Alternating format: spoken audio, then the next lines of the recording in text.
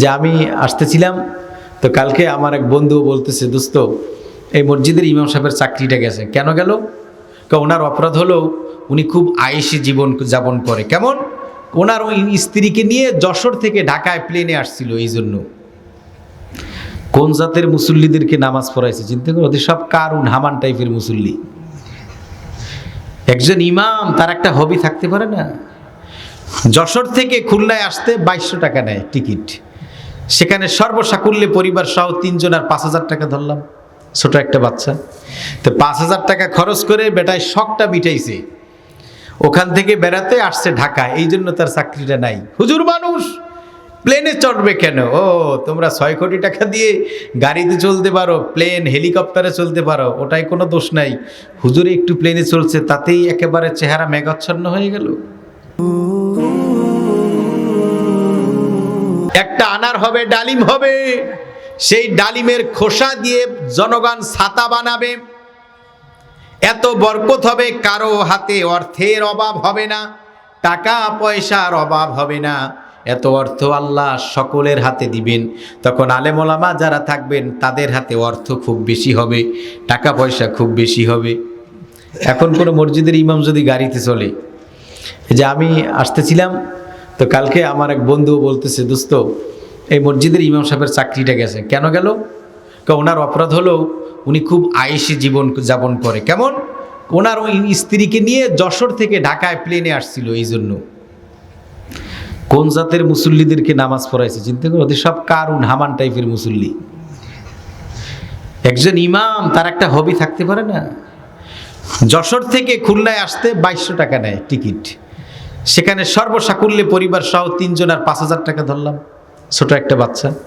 তো 5000 টাকা খরচ করে বেটায় শখটা মিটাইছে, ওখান থেকে বেড়াতে আসছে ঢাকায়, এই জন্য তার চাকরিটা নাই। হুজুর মানুষ প্লেনে চড়বে কেন? ও তোমরা 6 কোটি টাকা দিয়ে গাড়িতে চলতে পারো, প্লেন হেলিকপ্টারে চলতে পারো, ওটাই কোনো দোষ নাই। হুজুরে একটু প্লেনে চলছে, তাতেই একেবারে চেহারা মেঘাচ্ছন্ন হয়ে গেল। কাদেরকে নিয়ে নামাজ আদায় করালো? তো ভাইয়েরা আমার, যেই কথা বলছিলাম, আলিম ওলামাদের হাতে তখন অর্থ আসবে, টাকা আসবে, একজন আর একজনকে সাহায্য করতে চাইবে, অর্থ দিতে চাইবে, কেউ নিবে না, বলবে না তোমার টাকা দরকার নাই, নিজেরটাই তো আমি শেষ করতে পারছি না। এইভাবে 40টি বছর অথবা 70 বছর এইভাবে অতিক্রম করতে থাকবে। বন্ধুগান, এমন অবস্থা হবে, সুখ পেয়ে আল্লাহকে ভুলে যাবে। তখন ওই লোকেরা আবার শিরক বেদাত কুফরি করা শুরু করবে।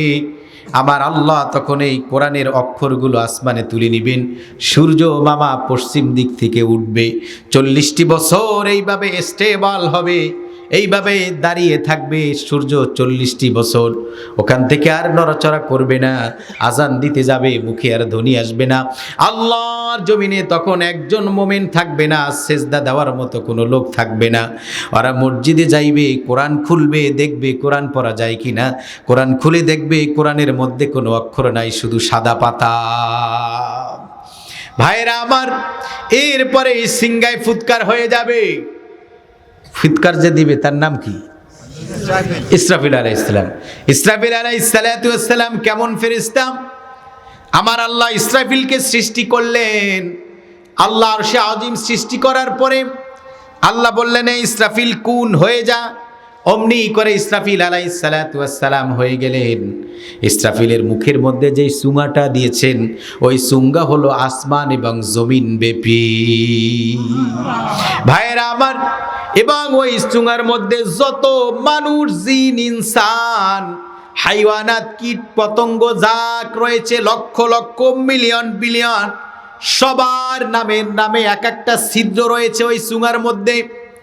কারণ ওই এক একটা ছিদ্র দিয়ে এক একজনের গায়ে ফুৎকার চলে আসবে। ইসরাফিল আলাইহিস সালাতু ওয়াস সালামের মুখের সাথে ওই সিংগাটা রয়েছে। তো এবার চিন্তা করে দেখুন, ইসরাফিলের দেহটা কত বড়।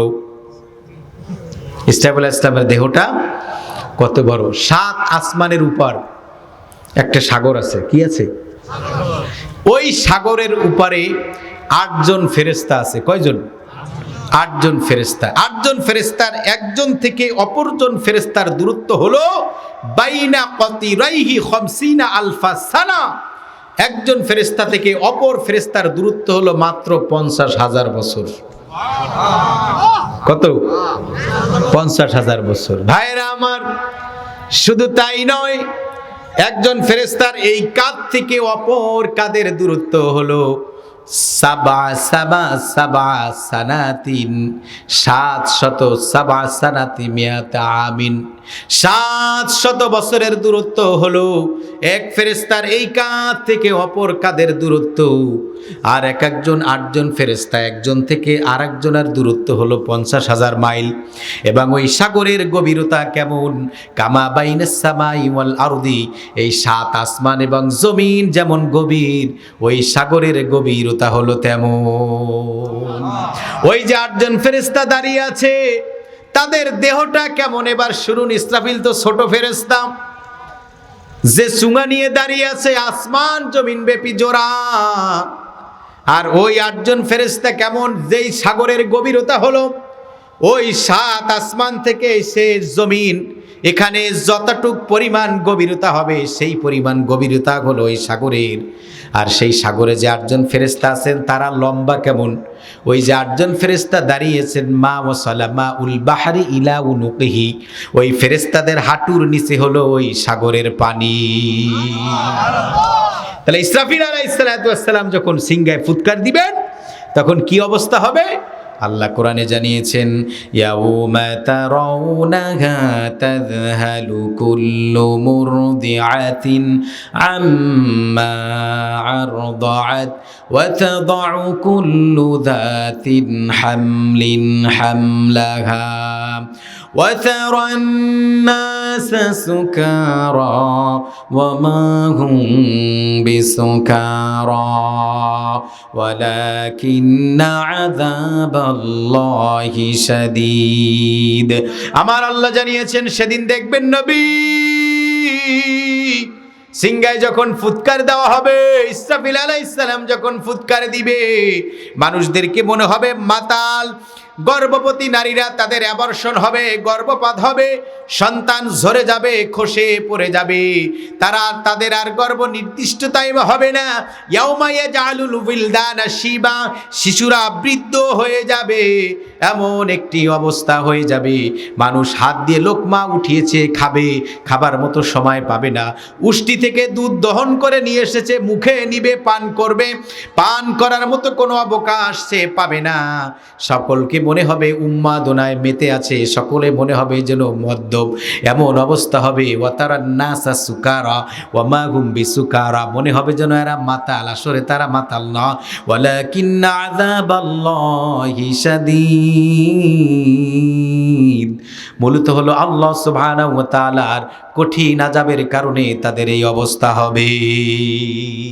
ভাইরা আমার, শুধু তাই নয়, আসমান এবং জমিন একটা আরেকটার উপরে টাস টাস করে পড়ে যাবে।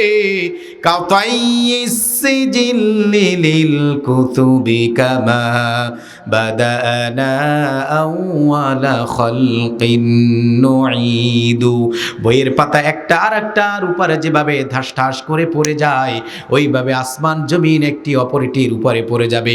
পাহাড়গুলো পঙ্গপালের মতো উঠতে থাকবে। ওয়া তাকুনুল জিবালু কালঈহিনিল মানফুস, এমন অবস্থা হয়ে যাবে। শুধু তাই নয়, চন্দ্র এবং সূর্যকে আমার আল্লাহ একত্রিত করে ফেলবেন। মানুষেরা অস্থির হয়ে যাবে, পালানোর জায়গা পাবে না।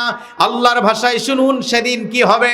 ওয়াজুমিআশ শামসু ওয়াল কমার ইয়াকুলুল ইনসানু ইয়াউমা ইযিন আইনাল মাফার, সূর্য এবং চন্দ্রকে একত্রিত করা হবে। মানুষেরা উন্মাদনায় মেতে থাকবে, মানুষেরা বলবে হায় কি হলো, কোথায় যাব, কোথায় পালাবো, অস্থির হয়ে যাবে, কিন্তু পালানোর কোনো সুযোগ থাকবে না। জমিনটাকে আল্লাহ সুবহানাহু ওয়া তাআলা তামা বানিয়ে দিবেন, সকলের মৃত্যু হয়ে যাবে, সবাই কবরে চলে যাবে, কবরের জীবন বারজাখি জীবন শুরু হয়ে যাবে।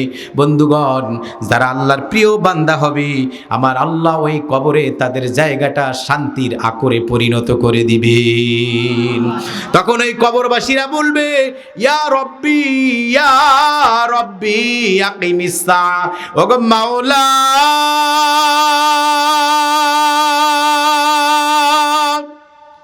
তুমি কিয়ামত কায়েম করে দাও, লিআন্না আরজিউ ইলা আহলি ওয়া মালি, কারণ আমি আমার পরিবারের কাছে যেতে চাই, আমি আমার সম্পদ আমি পেতে চাই, তাড়াতাড়ি তুমি কিয়ামত কায়েম করো। আর জাহান্নামী, বেনামাজি, হারামখোর, বেঈমান, ফাসিক, ফুজ্জার, আফাক, খবিস, খোবাসা, শাররুন নাস, আখবাতুন নাস, এই জঘন্য লোকগুলো বলবে, ইয়া রব্বি লা তাকিমিস সাআ, ও মাওলানা তুমি কিয়ামত কায়েম করো না, যা হবার কবরের মধ্যে ভালো করে বাস দাও, তুমি হাসরের ময়দানে আমাদেরকে উড়াইও না।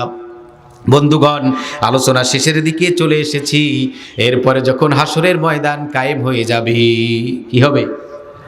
হাসরের ময়দান কায়েম হবে, বিশ্বনবী মুহাম্মদুর রাসূলুল্লাহ সাল্লাল্লাহু আলাইহি ওয়াসাল্লাম তার উপরে যারা দুরূদ পড়বে, নবী তাদেরকে সুপারিশ করে জান্নাতে নিয়ে যাবে। আল্লাহর নবীকে সেই পাওয়ার দেওয়া হবে। আল্লাহর নবী তার উম্মতদেরকে বলেছেন, ও সাহাবীরা, তোরা আমাকে 3 জায়গায় খুঁজবি। কয় জায়গায়? সালাসাতা মাওয়াদি', 3টি জায়গায় তোরা আমাকে অনুসন্ধান করবি। ইনদাল মিজান, দাড়িপাল্লার কাছে খুঁজবি। ফাইল্লাম তাজিদনি ফিহা, যদি ওখানে না পাও, ইনদাস সিরাত, তোরা ব্রিজের কাছে, হাইওয়ে ব্রিজের কাছে খুঁজবি। কোথায়? ব্রিজের কাছে খুঁজবি। বন্ধুগণ, ব্রিজের কাছেও যদি না পাও, পুলসুরাতের কাছে যদি না পাও, তবে তোরা আমাকে ইনদাস সিরাত, তোরা আমাদের ইনদাল হাউজে কাউসারের কাছে আমাকে খুঁজবি। হাউজে কাউসারের কাছে পাবি। আমি রহমতের কান্ডারি, আমি বিশ্বনবী হাতে পানি নিয়ে হাউজে কাউসারের পানি পান করাবো, আমাকে পেয়ে যাবি।